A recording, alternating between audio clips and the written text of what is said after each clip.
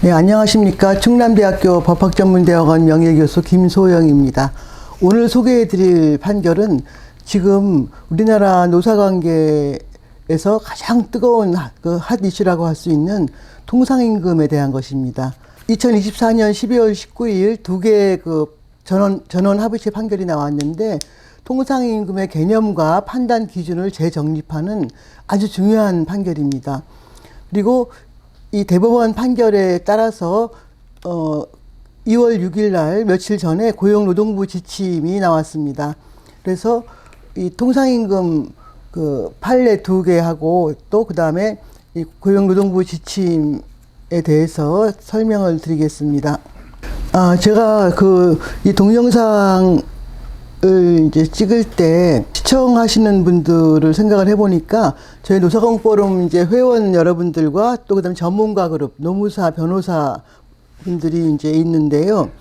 이 노사공 포럼 회원 여러분들은 이게 좀 어렵고 복잡하다고 생각하실 수 있고 또 전문가 그룹에서는 또 좀 더 실무적인 접근을 원할 수가 있습니다. 그런데 저는 컨셉을 판결을 정확히 소개하는 데 초점을 두고 있습니다. 그래서 이 판결을 소개해 드리겠습니다. 먼저 이 통상임금 판례 변경의 주요 내용과 의의에 대해서 말씀드리겠습니다. 대법원은 11년 만에 종전 판결, 유명한 가불 오토텍 사건을 변경해서 통상임금의 개념적 징표들 중에서 고정성을 제외하고 새롭게 통상임금의 개념을 재정립을 했습니다. 통상임금의 개념적 징표들, 11년 전에 전원합의체 판결이 정립한 통상임금의 판단 기준과 개념적 징표들은 통상임금은 소정근로의 대가여야 한다. 그리고 정기성, 일률성, 고정성을 갖춰야 된다라고 이제 판시를 했습니다. 그런데 11년 만에 작년 12월 19일에 내려진 전화 판결 2개, 하나는 한화생명보험 사건이고 하나는 현대자동차 사건입니다. 2013년 전원합의체 판결 가불 오토텍 사건의 판결은 어떠한 임금이 통상임금에 속하는지는 소정근로의 대가로 지급되는 금품으로서 정기적, 일률적, 고정적으로 지급된 것인지를 기준으로 객관적인 성질에 따라 판단해야 된다라고 판시를 이제 했는데, 이번 판결은 11년 후에 나온 작년 12월 19일의 전화 판결은 여기에서 고정적을 빼버린 것입니다. 그런데 통상임금에 대해서는 근로기준법 본법에는 규정이 없고 시행령의 제6조 근로자에게 정기적이고 일률적으로 소정근로 또는 총근로에 대하여 지급하기로 정한 시간급, 일급, 주급, 월급, 금액 또는 도급 금액을 말한다. 그래서 보시다시피 근로기준법 시행령에도 고정성은 언급되어 있지 않죠.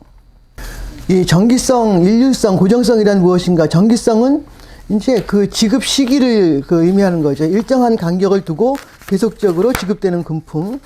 일률성은 지급 대상을 의미합니다. 모든 근로자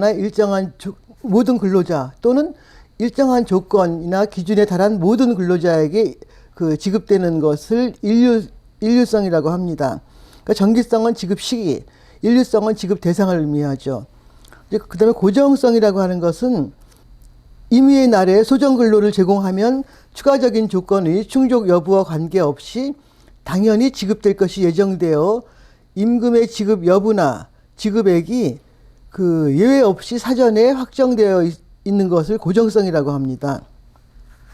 이 고정성에 대해서는 계속 이제 앞으로 구체적으로 말씀드릴 것이기 때문에 여기서는 이 정도로 하고, 근데 11년 전에 2013년 전화 판결에서는 재직 조건부 임금, 또 근무일수 조건부 임금, 또 그다음에 근로 실적 평가를 토대로 지급 여부나 지급액이 정해지는 임금은 고정성이 부정되는 것으로 해석을 해서 통상임금에서 제외했습니다.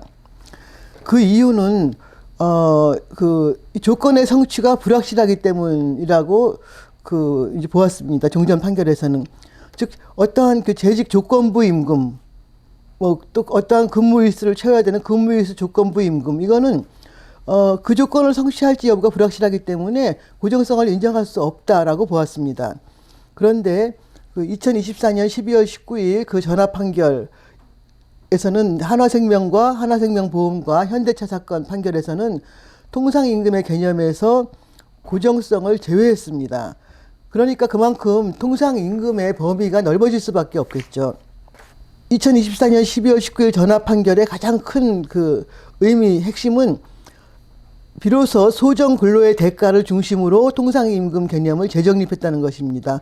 또한 이제 그 전합 판결은 우리가 통상임금 이제 판단 기준이 그 소정 근로의 대가, 정기성, 일률성, 고정성은 이제 이 판결에서 제외하기로 했죠.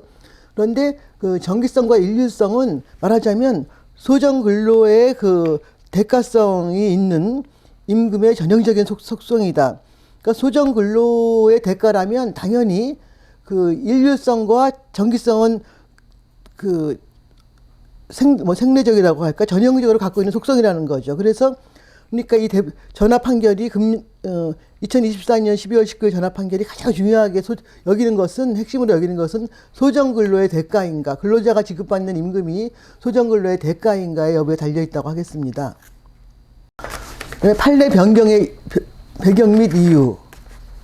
그러니까 우리나라의 임금 체계가 상당히 복잡하고 기본급은 뭐 한 50%밖에 안 되고 각종 수당이니 상여금이니 이제 이렇게 구성되어 있죠. 그래서 그 임금 구조가 매우 복잡하고 또 정부에서는 수십 년째 임금 체계를 개선해야 된다. 임금 체계를 단순화시켜야 된다. 하지만은 실제로 그것이 달성되지 않았었죠.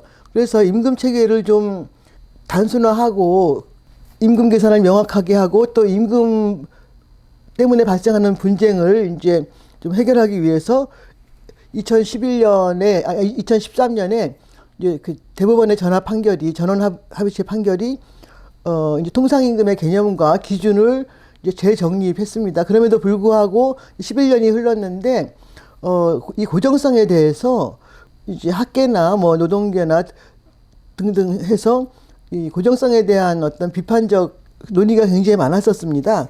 그래서 이제 대법원은 이 통상임금 개념과 판단 기준을 다시 들여다보고 이제 이번에 전원합의체 판결을 내린 것이죠. 대법원이 밝힌 이 판례 변경의 배경 및 이유를 간단히 제가 요약을 해보았습니다. 통상임금 개념은 기준임금이다. 그러니까 평균임금이라는 게 실제로 근로자가 받은 사후에 받는 임금이라고 하면 통상임금 개념은 사전적으로 어떤 가상임금이죠. 어떤 기준이죠. 우리가 뭐 연장근로수당, 야간근로수당, 또 휴일근로수당, 해고, 예고수당 같은 것을 산정할 때 기준이 되는 임금이죠.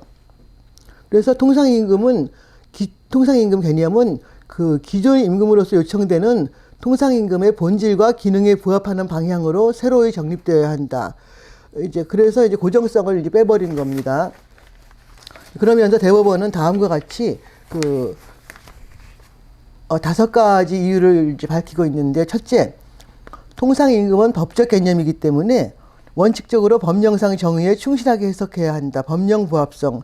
지금 통상임금의 그 판단 기준을 규정하고 있는 근로기준법 시행령 6조에서 보면은 고정성이라는 그 표현 용어는 없거든요. 그래서 소정근로의 대가, 정기성, 일률성 그것만 있는 것이죠. 그래서 법령 부합성이 필요하다. 즉 법령상 근거 없이 그 임금의 지급 여부나 지급액의 사전 확정을 의미하는 그 고정성을 우리가 통상임금의 개념적 징표를 요구하는 것은 통상임금의 범위를 부당하게 축소시킨다.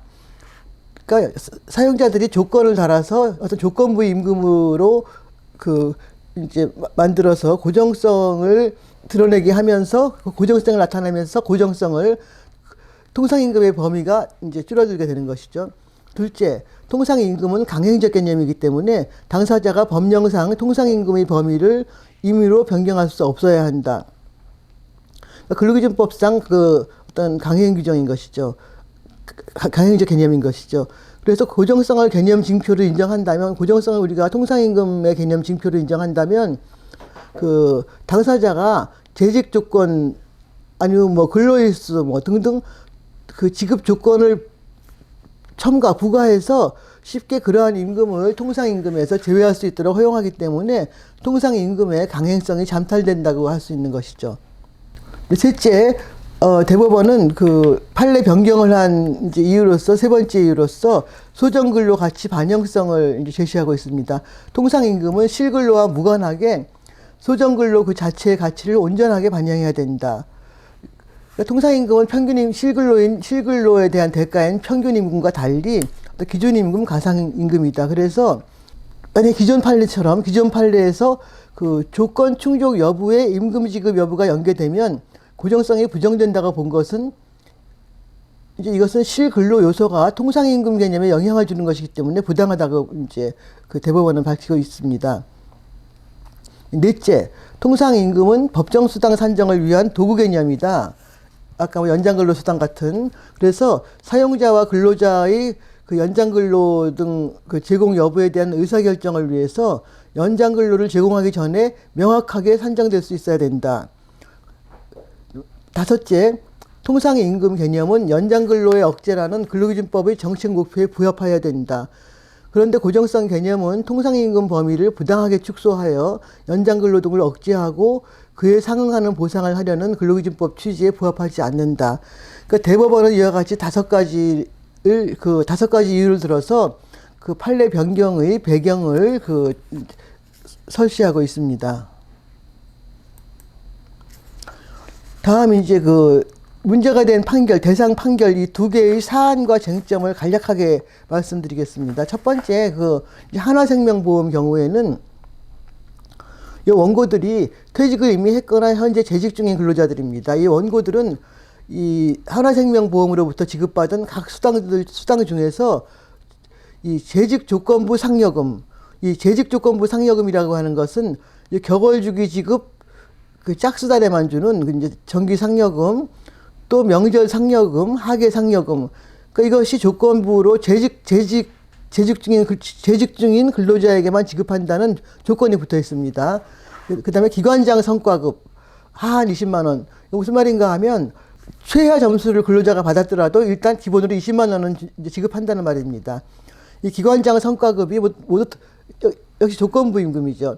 모두 통상임금에 해당한다고 주장하면서 2013년부터 2017년 그 기간 동안 이 두 가지 수당까지 모두 포함한 통상임금을 기초로 다시 계산한 그 시간의 근로수당에서 그동안 받았던 기지급액을 뺀 차액을 청구를 했습니다. 근데 대법원은 이 사건 임금 두 가지, 재직 조건부 임금, 그렇죠? 또 그 다음에 기관장 성과급 이 두 가지가 다 소정근로의 대가이다. 그래서 고정성 개념을 폐기하고 고정성을 제외하고 통상임금에 해당한다고 판시를 했습니다. 두 번째, 현대자동차 사건. 이것도 역시 조건이 붙은 임금입니다. 이제 이 원고는 재직 중인 근로자인데 요 현대차의 상여금에 보면은 상여금 규정에 보면 15일 이상 근무한 자에게만 상여를 지급한다. 근데 이러한 현대차의 상여금 세칙, 즉 근무일수 조건부죠. 이것은 효력이 없다. 그래서 이 사건 상여금이 통상임금에 해당한다고 주장하며 이 사건 상여금을 산정기초에 포함하여 재산정한 수당과의 차액 등을 지급할 것을 청구를 했습니다. 그러니까 대법원은 역시 마찬가지로 이 현대차의 근무일수 조건부 상여금, 즉 15일 이상 근무한 자에게만 지급하는 근무일수 조건부 상여금은 소정근로의 대가이다. 비록 고정성하고 관계없이 통상임금에 해당한다. 이와 같이 판시를 했습니다. 이 두 개의 이제 전합 판결에서 통상임금의 개념과 판단 기준을 이제 변경을 한 것입니다. 그러니까 지금까지 통상임금 판례 변경의 주요 내용과 쟁점 의의를 이제 말씀을 드렸고요. 그 다음에, 이제 전원 합의체 판결, 이게 굉장히 내용이 긴데, 판결이 두 개고, 제가 요약을 했습니다. 근데 실무에 종사하시는 회사의 인사노무 담당자라든지, 또 노무사, 변호사, 노동법 전문 변호사들은 어떤 실무를 접했을 때 해석상 논란이 있는 쟁점들이 있습니다. 물론 2월 6일 날 고용노동부 지침이 나왔지만, 그것만으로도 실제 사례에서는 어떤 것이 정답인지 알 수 없는 그런 쟁점들이 있습니다. 그러면 결국 그렇다 그래서 해결을 안 할 수는 없지 않습니까? 그렇죠? 해결을 해야 되죠. 뭔가 비록 그 대법원 가서 깨지더라도 일단 그 답은 내놔야 되는 거죠. 또 뭐 컨설팅을 할 때에도 어떤 방향을 제시를 하고 답을 그 내야 되는 거죠. 그럴 때 그 문제 해결의 가장 그 지름길은 이 대법원 판결문을 정확히 깊게 이해하고 여기에서 답을 얻는 것입니다. 마치 우리가 그 법 해석할 때 입법자의 그 입법 취지를 이제 그 생각하는 거나 마찬가지죠. 그래서 이 판결문을 제가 요약을 했지만 뭐 이렇게 가볍고 짧지는 않습니다. 먼저 통상임금 개념 및 판단 기준. 이제 근로기준법 시행령 6조는 통상임금은 근로자에게 정기적이고 일률적으로 이 소정근로에 대하여 지급하기로 한 금액 이와 같이 규정을 하고 있죠. 그런데 이 법령의 정의와 취지에 충실하게 통상임금을 개념을 해석하면 통상임금은 소정근로의 대가로서 정기적 일률적으로 지급하기로 정한 임금을 말한다. 근데 통상임금은 이제 근로기준법이 규정한 여러 가지 이제 임금을 산정하는 기준 임금이잖아요, 그렇죠? 그래서 그 본질은 근로자가 소정 근로 시간에 제공하기로 정한 근로의 가치를 평가한 기준 임금이라는 데 있다. 그런데 아까 말씀드린 바와 같이 그 정기성과 일률성은 그 근로자에게 지급하는 임금이 소정 근로의 대가인지 그 여부를 판단할 수 있는 뒷받침하는 개념적 징표이다. 그래서 근로자가 소정 근로를 온전하게 제공하면 그 대가로서 정기적 또 일률적으로 지급하도록 정해진 임금은 그에 부과된 조건의 존부나 성취 가능성과 관계없이 통상임금에 해당한다. 그러니까 그 임금에 부과된 조건의 존부나 성취 가능성, 이것이 이제 기존의 고정성이었죠. 그런데 임금에 부과된 조건은 이 해당 임금의 객관적 성질을 실질적으로 판단하는 과정에서 그 소정근로의 대가성이나 정기성, 일률성을 부정하는 요소 중 하나로 고려될 수는 있지만 단지 조건의 성취 여부가 불확실하다는 사정만으로 통상임금성이 부정된다고 볼 수 없다. 그러니까 재직 조건부 아니면 근무일수 조건부 이런 그 조건이라고 하는 것이 우리가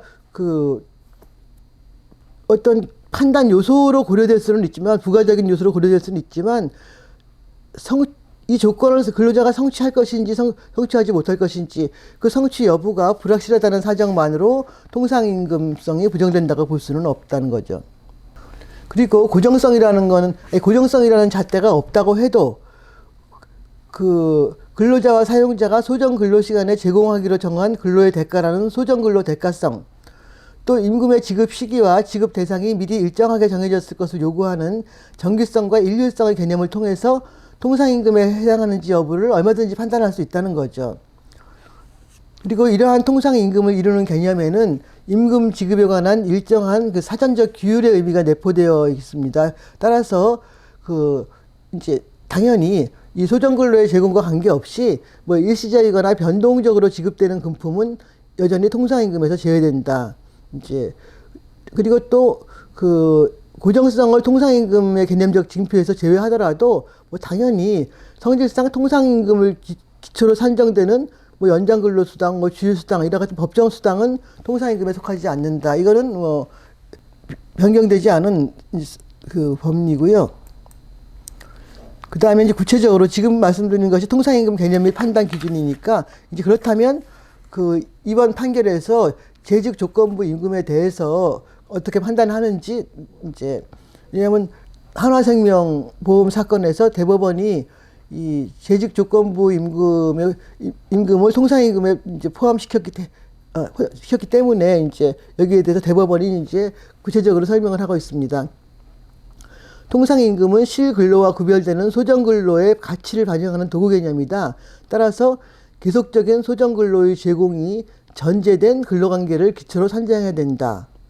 그러니까 근로자가 재직한다는 것은 근로계약에 따라 소정근로를 제공하기 위한 그 당연한 전제이다. 따라서 퇴직이라고 하는 것은 정년의 도래, 사망, 해고 등과 함께 근로관계를 종료시켜서 그 실근로의 이제 제공이 끊어지는 방해하는 장애 사유일 뿐 그 근로자와 사용자가 소정 근로 시간을 제공하기로 정한 근로의 대가와는 개념상 아무런 관련이 없다. 따라서 그 어떠한 임금을 지급받기 위해서 특정 시점에 재직 중이어야 한다는 조건이 부과되어 있다는 사정만으로 그 임금이 소정 근로 대가성이나 통상 임금성이 부정되지 않는다. 그다음에 현대자동차의 그 쟁점이 현대차 사건에서 쟁점이 된 그 이제 근무일수 조건부 임금, 그러니까 근무일수 조건부 상여금이었죠. 이제 그 대법원은 소정 근로를 온전하게 제공하는 근로자라면 그 충족할 근무일수 조건, 즉 소정 근로일수 이내로 정해진 근무일수 조건의 경우에 그러한 조건이 부과되어 있다는 사정만으로 그 임금의 통상성이 부정되지는 않는다. 그러니까 설령 실제 근무일수가 소정 근로일수에 미치지 못해서 근로자가 근무일수 조건부 임금을 지급받지 못하더라도 그 임금이 소정 근로 대가성, 또 정기성, 일률성을 갖추고 있는 한 통상임금에 산입해서 연장 근로 등에 대한 법정 수당을 그 산정해야 된다. 이제 통상임금은 실제 근무 일수나 실제 수령한 임금에 관계없이 소정 근로의 가치를 반영해서 정한 기준 임금이기 때문이다. 이제 반면에 소정 근로 일수를 초과하는 근무 일수 조건부 임금은 이 소정 근로를 제공했다고 해서 지급되는 것이 아니고 소정 근로를 넘는 추가 근로의 대가이기 때문에 통상임금이 아니다. 이것은 변경된 법리가 아니고 그 기존에도 이와 같이 해석을 해왔습니다. 다음 성과급. 이제 근로자의 근무 실적에 따라 지급되는 성과급은 이게 소정 근로를 제공했다고 지급되는 것이 아니기 때문에 그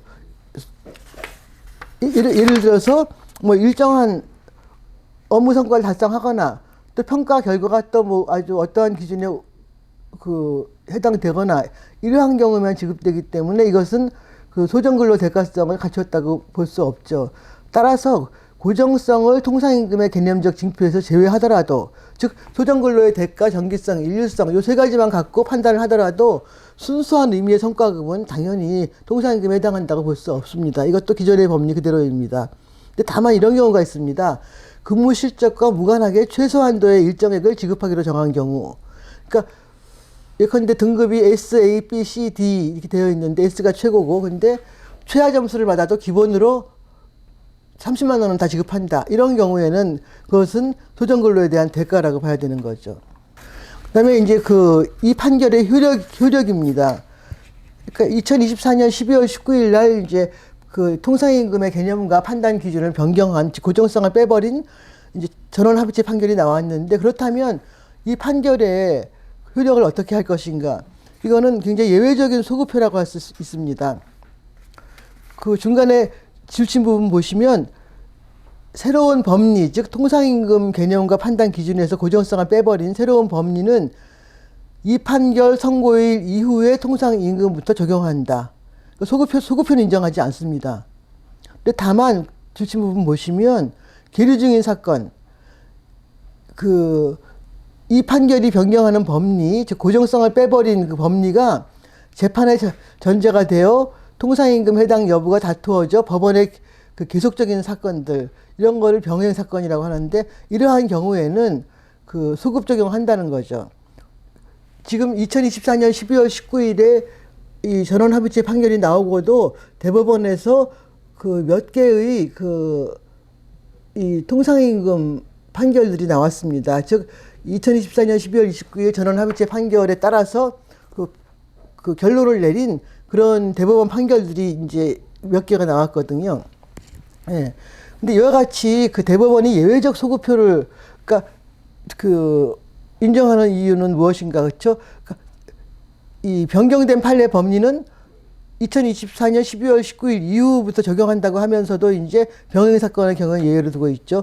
그 위에 올라가서 보시면 이번 판례 변경은 임금 체계의 근간이 되는 통상임금 개념을 재정립하는 것이어서 이 집단적 법률 관계인 임금 지급에 관한 근로관계에 중대한 영향을 미친다.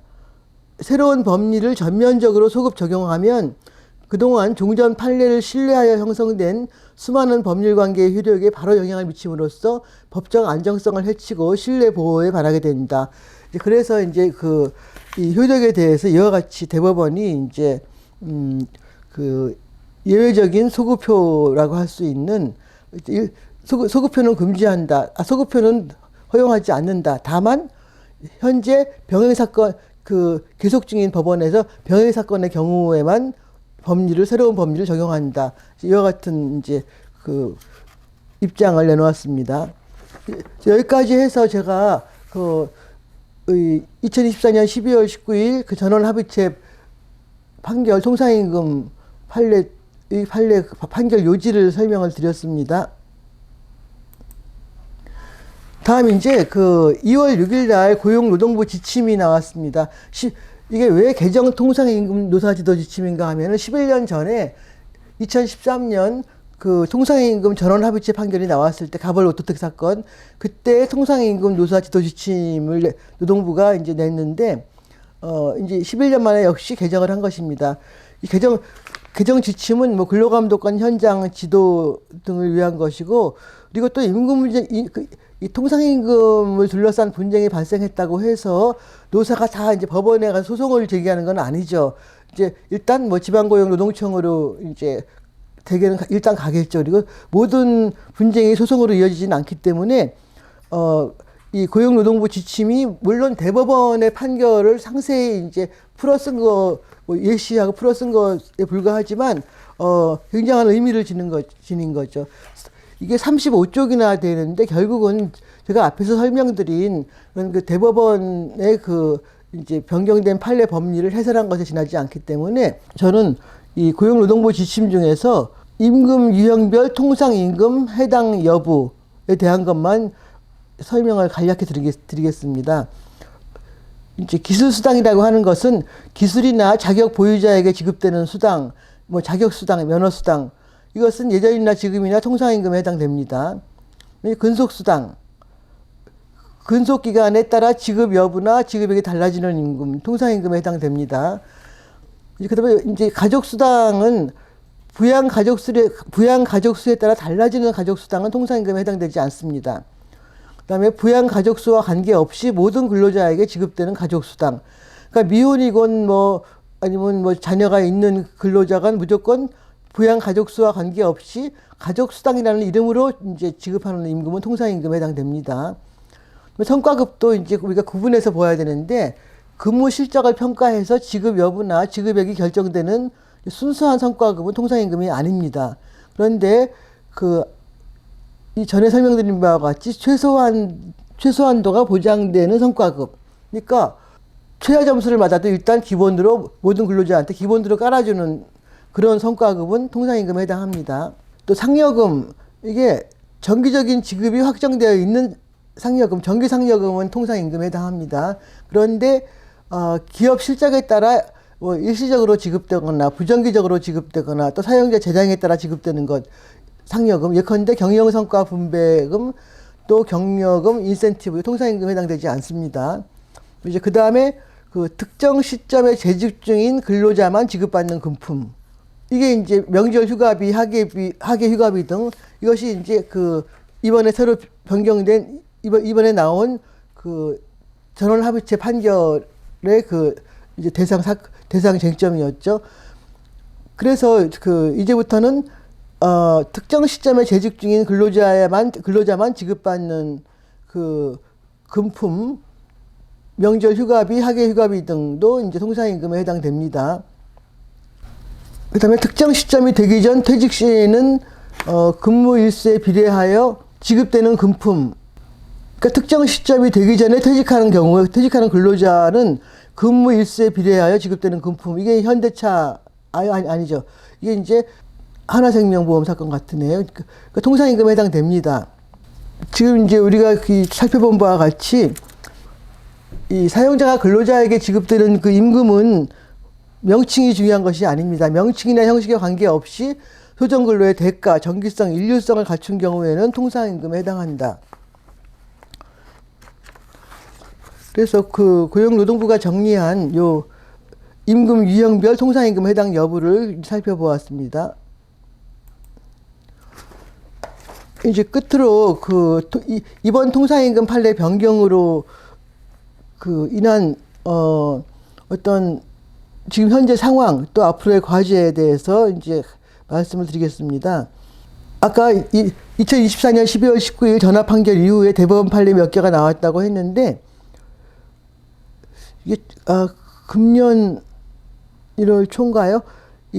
그동안 이제 우리가 통상임금 하면 IBK 기업은행 정기상여금, 즉 재직자 조건부 정기상여금 그 사건에 소송에 대해서 굉장히 관심을 갖고 있었는데 이게 왜냐하면 기업은행 근로자 12,000명이 그 은행을 상대로 임금 청구 소송을 제기한 거거든요. 그래서 과연 결과가 어떻게 나올 것인지 이게 만약에 근로자가 청구한 게 한 770억쯤 되고 지연 이자까지 합하면 한 2천억을 근로자가 승소하는 경우에 임금을 추가 지급해야 한다고 하거든요. 기업은행이 근로자들한테 12,000명한테 2천억을. 근데 아마 1월 초에 판례가 나온 것 같은데요.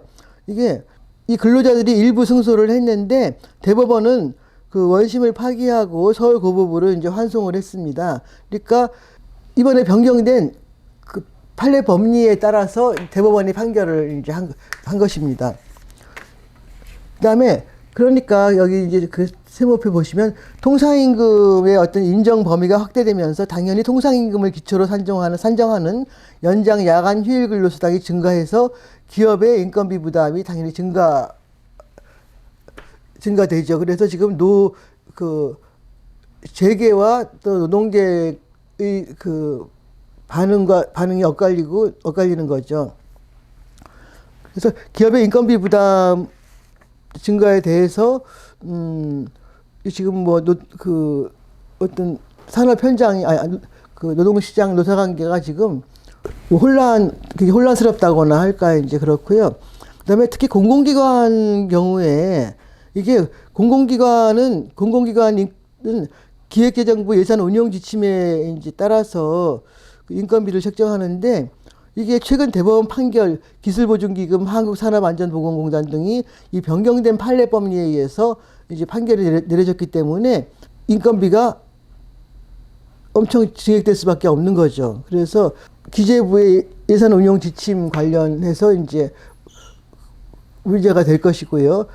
그다음에 장기적으로는 이제 연장근로 통상임금의 범위가 넓어지면서 이제 임금 전체가 임금 수준이 높아지니까는 연장근로나 야간근로, 휴일근로 관행이 개선되는 효과가 있을 것이고, 그다음에 임금구조의 정비, 임금 체계를 단순화시키기 위해서 임금 체계 개편을 각 사업장에서 시도하지 않을 수가 없죠. 그래서 노동부는 이 노사발전재단 컨설팅을 통해서 그 임금 체계 개편을 이제 시도를 하고 있습니다. 그래서 일조를 하고 있습니다. 그래서 어차피 장기적으로 이 통상임금 이번 판례 변경으로 인해서 그 임금 체계가 개편되는 방향으로 더 한 걸음 당겨졌다고 할 수 있겠습니다. 근데 문제는 이제 그 취업규칙 변경, 그 임금 체계를 개편하려면 각 사업장에서 취업규칙 변경이나 또 아니면 단체 협약 체결을 통해서 해야 되는데 여기에서 이제 그 분쟁이 발생했을 때 어떻게 노사가 미래지향적으로 이제 잘 해결하고 극복할 수 있을지 이제 그것이 사실 문제라고 생각합니다. 그래서 이상 변경된 판례가 지금 현재 미치는 영향과 그 다음에 또 앞으로의 그 방향에 대해서까지 말씀을 드렸습니다. 이것으로 마치겠습니다.